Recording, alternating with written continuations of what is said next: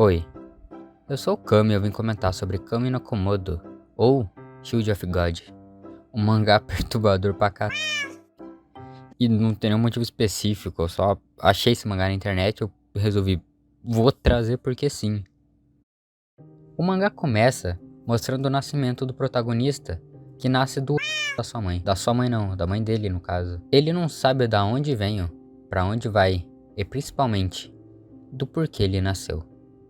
Mas é ali que começa a sua história. O filho do sangue e do excremento.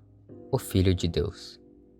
Infância. Em sua vila, era um costume de que se o bebê andasse antes de seu primeiro aniversário, ele seria amarrado a uma bola de arroz enorme em suas costas, para que assim ele caísse. Dessa forma, ele nunca deixaria os pais quando crescesse. E o protagonista da nossa história ficou de pé aos seus 10 meses de vida, e como de costume, seus pais e seus avós se reuniram em volta dele e amarraram a bola de arroz, mas ele não caiu. Até alguém empurrar ele e ele cair de costas no chão, e assim todos rirem de sua cara. Porém, ele não chorou, apenas ficou no chão, como se estivesse morto.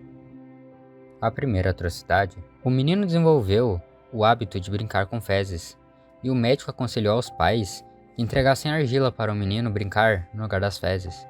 E funcionou, porém em pouco tempo, seu quarto estava cheio de bonecos de argila, até que um certo dia, ele despedaçou até o último dos bonecos.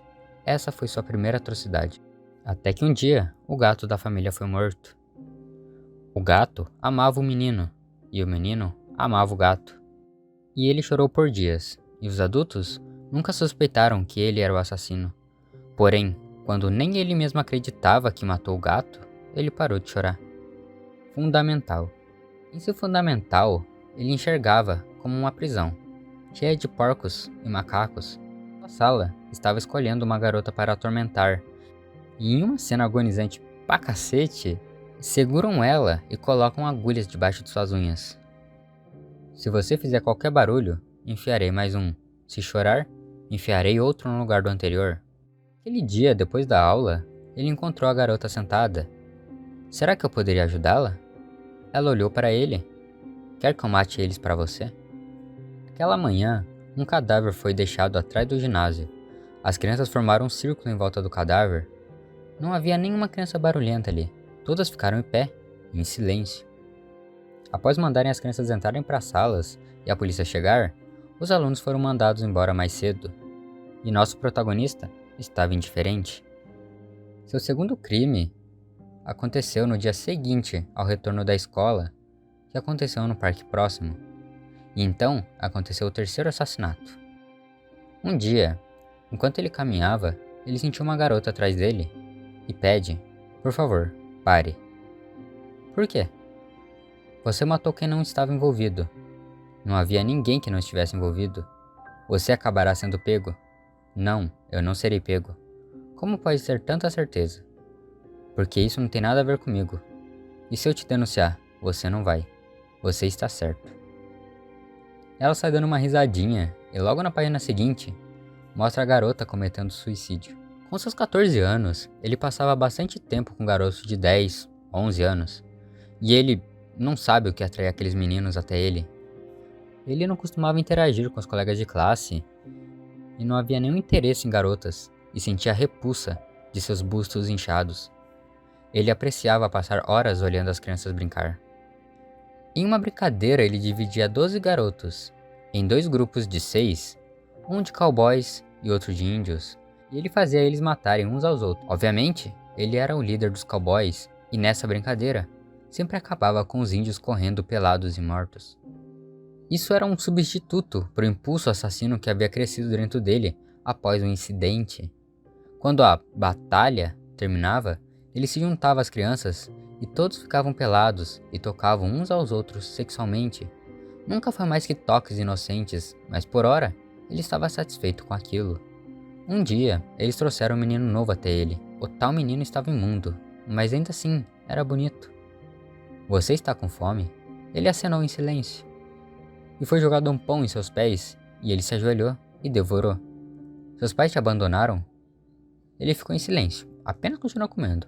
Não vou entrar em mais detalhes nessa parte, mas em resumo, assim, o menino é assassinado pelo garoto, né, protagonista, e seus pedaços foram cortados e divididos entre os meninos ali, e simplesmente o protagonista mandou os meninos cavarem um buraco para enterrar o cara. E é basicamente isso aí. Nesse instante, ele se tornou ciente de sua influência e desejou fazer uso disso. O caminho para a liberdade. O tempo havia passado, e naquela idade, ele estava parecendo cada vez mais um adulto. O corpo dos meninos também estavam mudados, e eles estavam no auge de suas belezas. Seu relacionamento com os meninos se tornou mais direto, e ele não estava mais satisfeito em apenas brincar de matar. No início, atacaram moradores de rua, variando os locais, horários e métodos.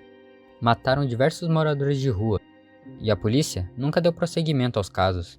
Apenas concluíam o caso para uma disputa entre moradores de rua.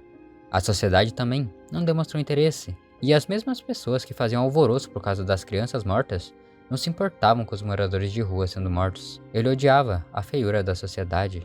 Em seguida, começaram a atacar transeuntes aleatórios. Normalmente encontravam pessoas andando sozinhas, de preferência um assalariado comum ou uma dona de casa. Em um caso especial, cerca de 1 hora depois, uma senhora fez um escândalo, mas a maioria das pessoas não queriam se envolver com isso. Nenhum dos meninos do culto foi pego, porém o garoto sentia que faltava algo: liberdade e clareza. Então, ele decidiu que queria matar os próprios pais e ordenou que os meninos fizessem isso. E assim, os fizeram.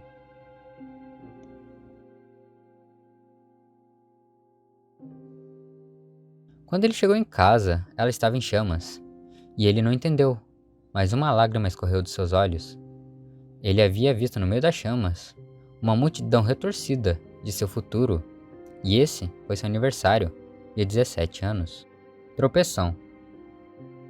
Um dos meninos se colocou adiante do garoto. Você deseja sair do grupo? Por quê? Estou gostando de uma garota. Então garotas são divertidas? Você acha garotas divertidas? Ele assentiu em silêncio. Tudo bem, pode ir. Ele saiu correndo.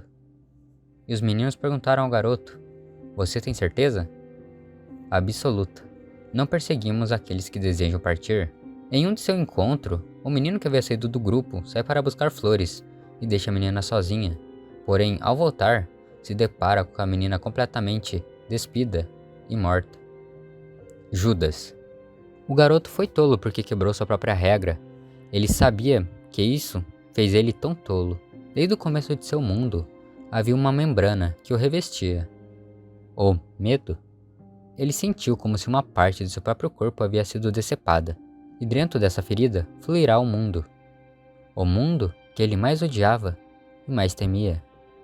E sendo anteriormente mantido em segurança pela sua membrana de medo, isso era insuportável. Já era tarde para o garoto. Ele estava em um beco sem saída. Ele puniu a garota, mas por que não matou o menino? Por acaso, o garoto esperava que o menino voltaria a ele? E de fato, ele retornou. Porém, por vingança, ele se ajoelhou à sua frente. Sinto muito. Julgamento. Os meninos perante ao garoto dão a ele a morte que ele merece. Daremos ele a comer aos porcos.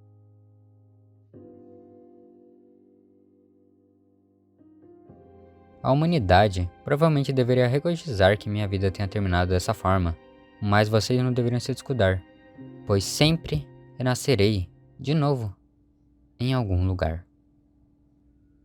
O Filho de Deus. Ok, é difícil comentar sobre essa obra, pois não tem um sentido óbvio e deixa muito pensamento aberto.